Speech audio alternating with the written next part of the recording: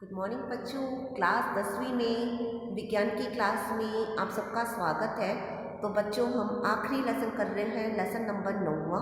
और lesson number 9वें में कल हमने सीखा था कि मनुष्य में लिंग निश्चय कैसे होता है, कि आने वाली संतान लड़का है कि लड़की है वो किसके ऊपर डिपेंड करता है।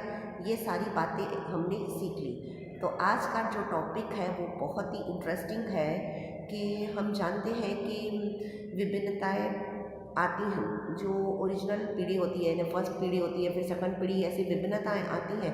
पर उन विभिन्नताओं पर कौन से कारक असर करते हैं उसको हम एक बहुत छोटा सा एग्जाम्पल लेंगे, बीटल्स का एग्जाम्पल, उसके द्वारा समझते हैं। तो चलो बच्चों समझते हैं। बच्चों इसको समझने के लिए देखें कि हमारे पास मान लो 12 लाल रंग है, बीटल्स है, उनका समूह है। वे हरे पत्ती वाली झाड़ियों में रहते हैं और उनकी समष्टि लैंगिक प्रजनन के द्वारा वृद्धि करती है और विभिन्नताएं उत्पन्न होती हैं। तो हम कल्पना करें कि कौवे भृंग को खाते हैं।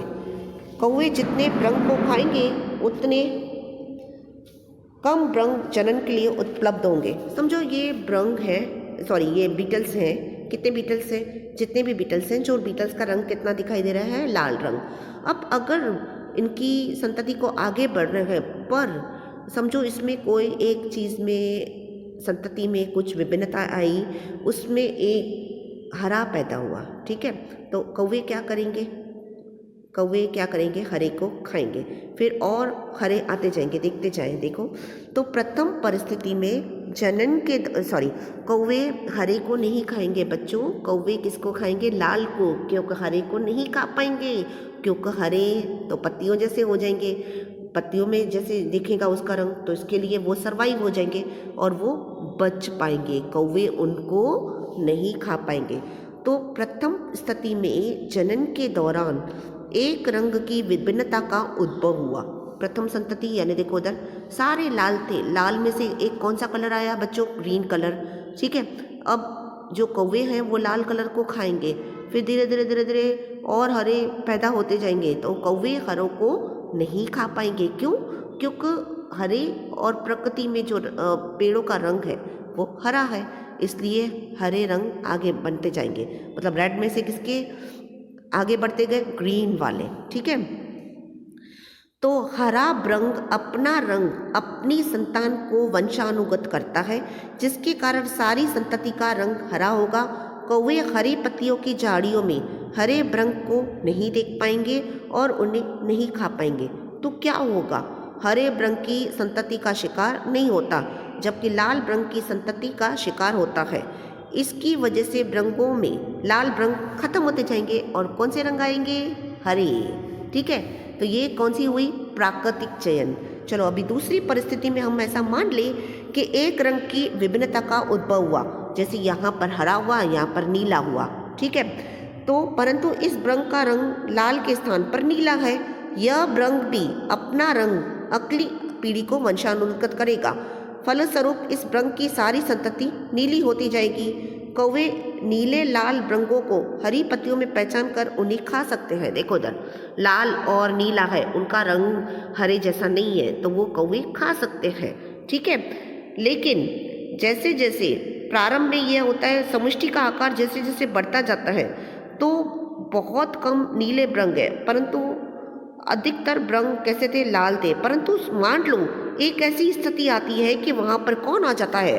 हाथी आता है और उन्हें झाड़ियों में रौंद देता है, मार देता है। तो सारे भृंग कैसे हो जाते हैं? वो लाल वाले, ये जो भी लाल थे वो सब समझो मर जाते हैं। तो कौन से बचते हैं? नीले। तो अगली वाली पीढ़ी कौन सी होगी? नीले वाले होंगे। तो अधिकतर भृंग कैसे होंगे? नीले बचते हैं, ठीक है। अब तीसरी सिचुएशन क्या है कि अगर दोनों स्थितियों में जो दुर्लभ विभिन्नता थी तो समय के साथ एक सामान्य लक्षण बन गई, ठीक है। दूसरे शब्दों में वंशानुगत लक्षण की पीढ़ियों में आवृत्ति में परिवर्तन आए, ठीक है।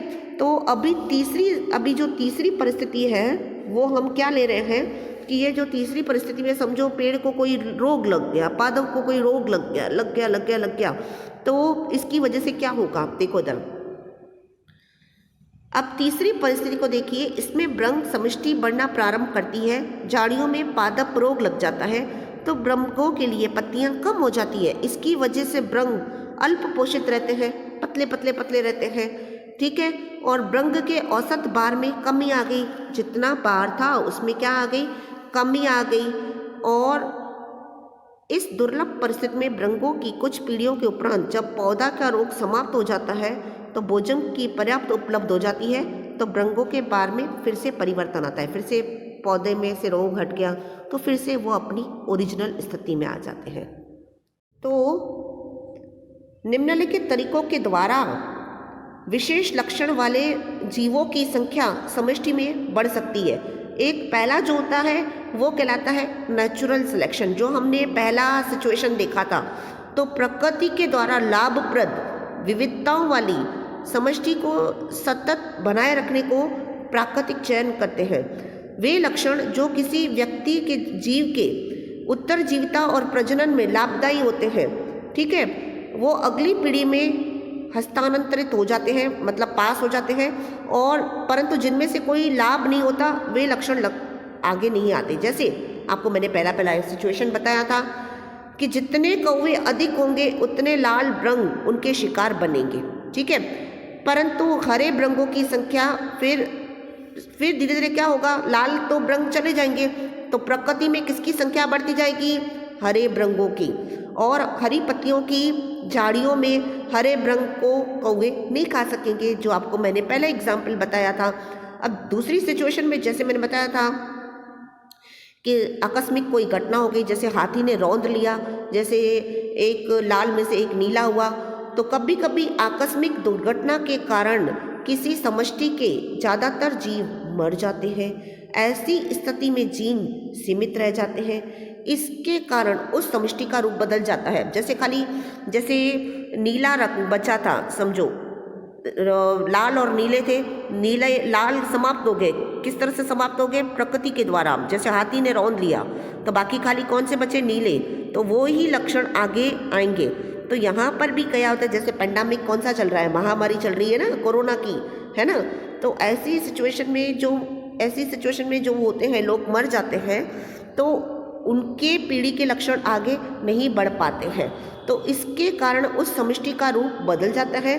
उनकी संतति में केवल जो जीवित सदस्य हैं उनके ही लक्षण दिखाई देते हैं, तो उनको कहते हैं आनुवांशिक विचलन। और तीसरी जो सिचुएशन है वो है विभिन्नताएं और अनुकूलन, जो मैंने बताया था कि धीरे धीरे वो पेड़ पे रोग लग गया, तो वो जो अनुकूलन बिठा पाए वो जीवित रहे, जो नहीं बिठा पाए वो मर जाते हैं, और वो फिर से उनको अनुकूलन मिलता है तो वो जीवित होते हैं। तो विभिन्नताएं और अनुकूलता पर्यावरण में जीवों की विभिन्नता और अनुकूलता पर्यावरण में जीवों की उत्तरजीविता कायम रखने में सहायक होती है। देखो इधर, आज हमारे पास डायनासोर क्यों नहीं है, क्योंकि वो आगे चल के उनको वैसी अनुकूलन जीवन नहीं मिल पाया, ठीक है। तो आज के लिए बस इतना ही। Bye bye, take care.